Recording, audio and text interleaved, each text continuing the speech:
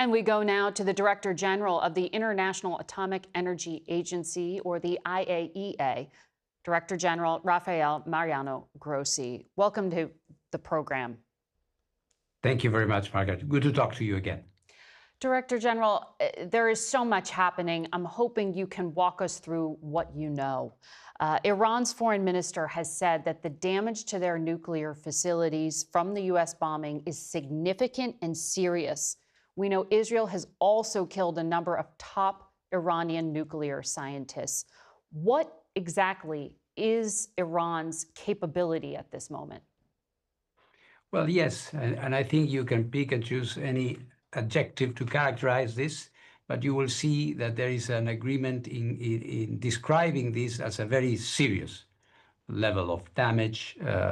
It can be, described in different ways, but it's clear that what happened, in particular in Fordow, Natanz, Isfahan, where Iran used to have and still has to some degree capabilities in terms of treatment, conversion, and enrichment of uranium have been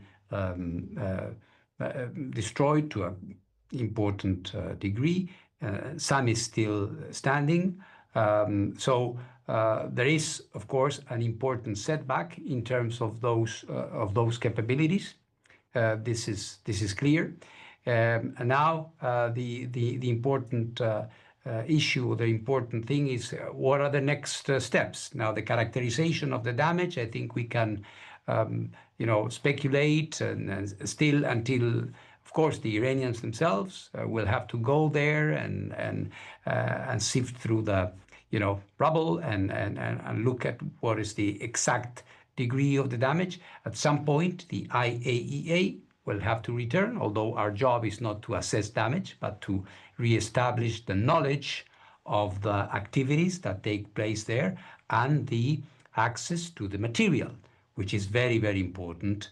The material that they will be producing if they continue with this activity. This is contingent on other. You see, everything is connected. This is contingent of negotiations which may or may not restart. So what we see this here, I think we have a snapshot of a program which has been very seriously damaged, to quote Dr.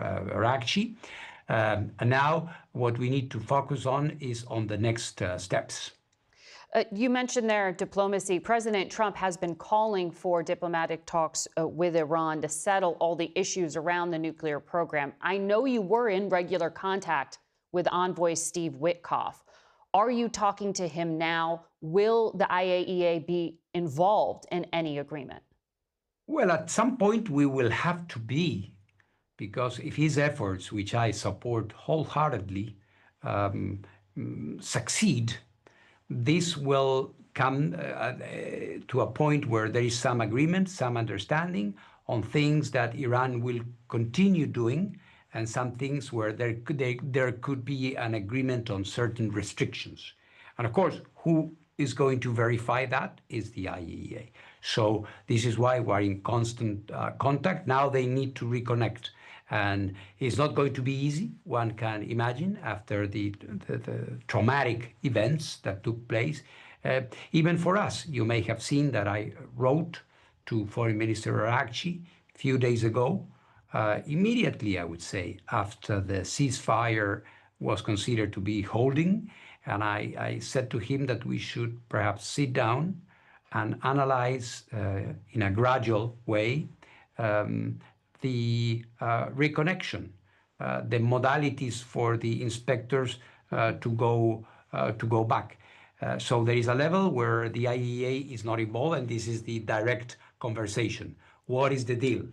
And then, of course, we will be connecting to make sure that that deal stands and it's verifiable. But to that point, Tehran just passed a law saying they want to suspend cooperation with the IAEA inspectors. The foreign minister said he has no plans to let you personally, Mr. Director General, into the country. Does that mean Iran will completely block all inspectors? Do those you already have in the country have any access? Yeah.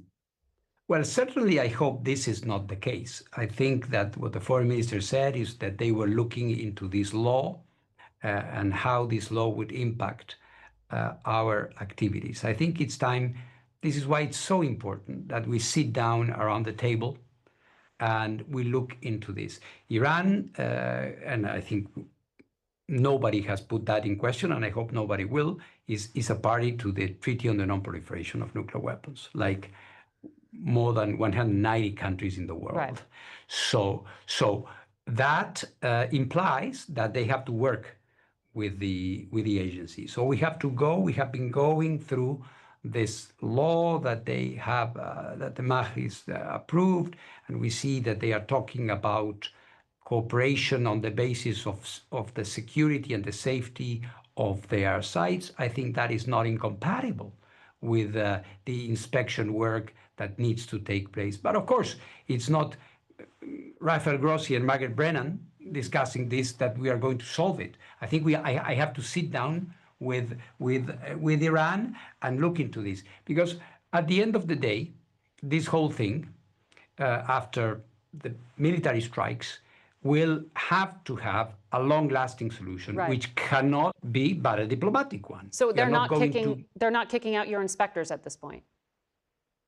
Not in this sense. I would not say that I am looking with interest and with some concern what they have approved, but of course, is their law, is their parliament. But here there are legal implications. An international treaty, of course, takes precedence. You cannot invoke an internal law not to abide with an international treaty. But Iran is not saying that at the moment, and I think this is constructive. So this is why I think we have to go down into the details, because the work will have to continue. Otherwise, nobody will have an idea of what is happening in Iran. Iran will continue with a nuclear program, the contours of which are still to be seen, and will be, I am sure, part of these negotiations, which I hope will be resuming soon. Iran officially reported weeks ago that they were going to take measures in advance of these strikes to try to protect their nuclear assets. Did they share with the IAEA what those plans were, where they were going to stash things like centrifuges, the machines that help enrich fuel, where they were going to put the gas canisters that have enriched uranium? No, they did not inform that to us, but at the same time, there was no physical time, perhaps, to do it. Iran, for example, had announced to us that they had a new enrichment facility in Isfahan, and we were going to go on the 13th of June to check on that facility.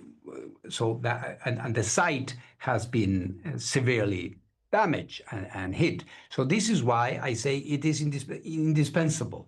We will have to, aggravation or not, feelings and emotions or not, there has to come a point with cool heads, we sit around the table and see these protective measures, of course, is their right to protect their assets like any other sovereign nation. They can, of course, protect, but they know, and there are, I don't want to get too technical or legalese here in this conversation, but there are provisions in the agreements we have, not only with Iran, with any country. If a country at a moment feels that some of the things we inspect must be protected or whatever, they have to tell us, and we have to go, et cetera, as you can imagine. So this could not happen because of the unfolding of the circumstances of a military conflict, where of course, decisions are taken, and this is not planned or announced, obviously. So now it's the time to reconnect and to talk to each other. Yeah, but there was roughly 400 kilograms, which is just under 900 pounds of highly enriched uranium before the attacks. I know these are in small canisters and relatively easy to move. Do you have any idea where that was moved and if it was moved before the attack? We presume, and I think it's logical to presume, that when they announce that they are going to be taking protective measures, this could be part of it. But as I said, we don't know where this material could be, or if part of it could have been, under the attack during those 12 days. So some could have been destroyed as part of the attack, but some could have been moved. So there has to be, at some point, a clarification.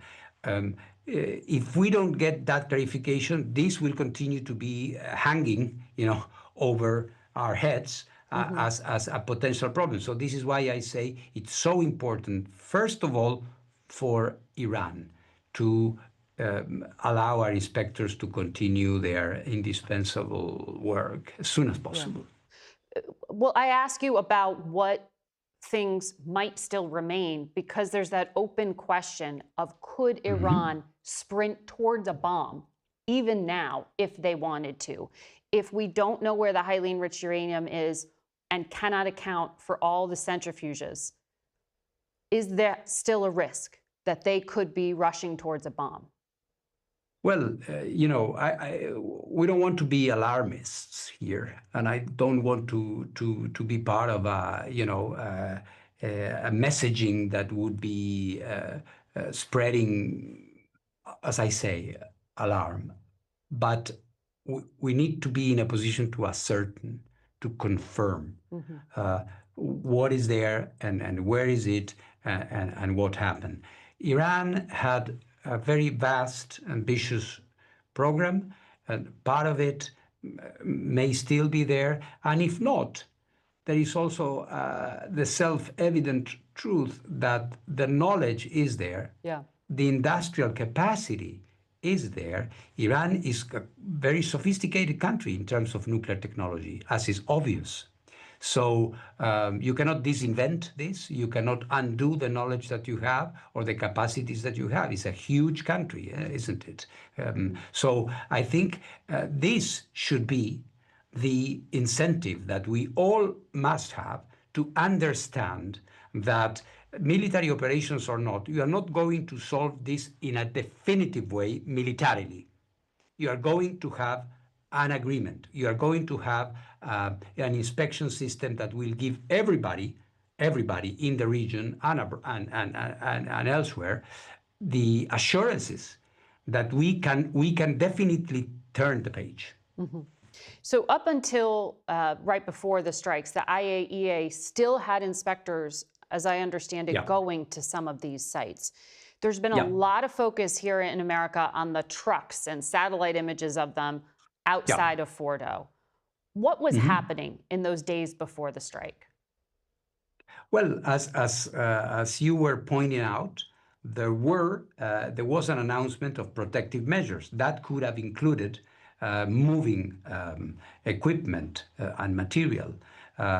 We don't know. We saw the same images that the whole world has seen of these trucks, and we don't want to get into any rash conclusion about it. But it is clear that there are things that we ignore.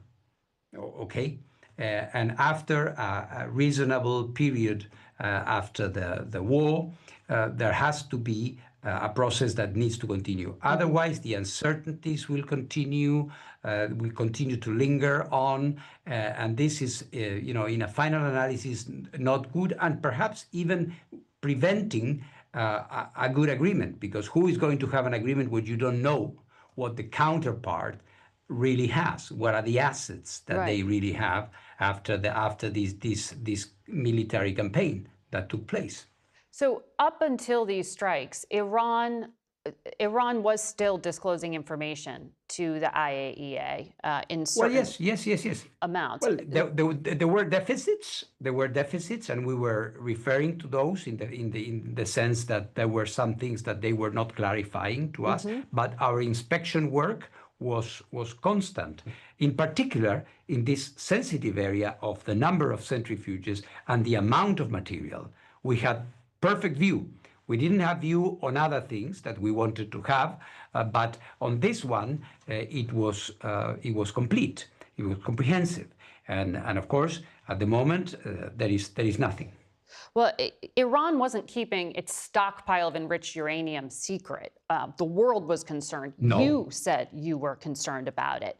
What do you think it was intended for, and did you see anything that suggested they were looking to weaponize? Let me be clear here, because we said, first of all, something very, very important. They have all these capabilities, but for the agency, first of all, they didn't have nuclear weapons. Okay, this needs to be said. One can have an assessment nationally that they were close. Okay, and I don't get into that because the IAEA does not judge intentions. The IAEA looks at the activities of a country and reports it to the world. So it is countries that say, well, this is of concern or not. What we were concerning, what I was concerned about is that there were other things that were not clear. For example, we had found traces of uranium in some places in Iran, which were not the normal declared facilities. And we were asking for years, why did we find these traces of enriched uranium in place X, Y, or Z? And we were simply not getting credible answers. If there was material, where is this material? So there could be even more. We don't know. This is why it is, I'm sorry, I'm repeating it for the third time, I think, we need to go back. Understood. Understood. But your statement and that report that you gave about some of these open questions or unanswered questions, the Iranians are pointing to it now, and the foreign minister seems to be sort of blaming you for the military strikes. He said it wasn't honest and fair, your report. He said after the facilities, you didn't even condemn the strikes, after the strikes, I should say. What do you make of those criticisms? Well, to an extent, I understand they have been under attack, but to really, who can believe that this conflict happened because of a report of the IAEA? And by the way, what was in that report was not new, Margaret. We had been saying that for a long time, and in previous reports as well. So this, maybe it's because it's easier maybe to criticize an international organization or a director general, I don't know, but it's not reasonable to say that. And if anything, the IAEA, as always, has had a very honest assessment of the situation. And there were many, I can assure you, there were many that were saying in your report, you must say that they have nuclear weapons or they are very close to have nuclear weapons. And we didn't. We simply didn't, because this was not what we were seeing. But you also said you couldn't verify that it was a peaceful program. Absolutely, because we have to say everything. Yeah. They did. We didn't see them. We didn't see a program that was aiming in that direction. But at the same time, they were not answering very, very important questions that were pending. So this is the truth. And I appreciate the nuance here, because there's so much gray. People here are looking for clarity, and there's confusion in the United States. CBS is reporting that the Defense Intelligence Agency assesses Iran's program was set back a few months, but once they dig out, they could resume in a number of months. They have to rebuild electrical and water supplies. The CIA and the National Intelligence Directors say the facilities were destroyed and it would take years to rebuild. Israel says the military program is set back many years. What's the truth here? What do you make of these assessments? You know what? This hourglass approach in weapons of mass destruction is not a good idea. Remember, we had cases 45 minutes and so on, which were quite off spot. All of that depends on your metrics, Margaret. If you tell me it will take them 2 months or 3 months, for what? Right. The capacities they have are there. They can have, in a matter of months, I would say, a few cascades of centrifuges spinning and producing enriched uranium, or less than that. But as I said, frankly speaking, one cannot claim that everything has disappeared and there is nothing there, because first of all, I think the intelligence We are not there making any military evaluations, first of all, but out of the logic of our conversation, it is clear that there has been severe damage, but it's not total damage, first of all. And secondly, Iran has the capacities there, industrial and technological capacities. So if they so wish, they will be able to start doing this again. This is, again, and I'm sorry, fourth time we have to go back to the table and have a technically sound solution to this. Otherwise, this will come hit us again in terms of a situation which is not well clarified. And this is an opportunity. We do have an opportunity now. Understood, and we will see if that opportunity is picked up by either side. Director General, thank you for your time today. As always, a pleasure. Thank you very much.